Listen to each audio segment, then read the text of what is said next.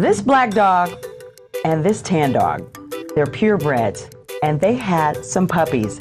7 puppies to be exact. But I'm going to tell you about one specific puppy that went to a brand new home. That specific puppy, a little black dog named Thundercrosby. What breed is that, Gail? This is a CORSO pup. And the couple that's adopting the pup, they say these dogs have a great temperament. That's good because he's getting bigger and he's gaining weight. So much weight that when they finally get him... There's no way our Dobermans were this big when we picked them up. He mentions their Dobermans. They say this was a wild coming because they had a Doberman named Ninja, but Ninja had cancer, went through 7.5 grueling months of chemo, and passed away. So they said it was finally time to get another puppy and expand their family again. I was hesitant for a couple years to get another puppy, and so I think the most exciting part is that I feel excited about it. And now it's time for the big reveal and surprise. I love how the parents bring out an Amazon box that's clearly too small for Thunder to fit under. So Oh, good rhyme, Gail. the box is taken away, the kids are blindfolded. The kids, 8-year-old Capri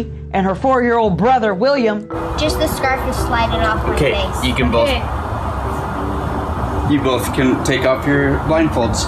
The daughter instantly has her eyes open like, what is it? What is it? What is it? William? He has to be told. William, Open your open your eyes. eyes. Oh, that is so stinking cute.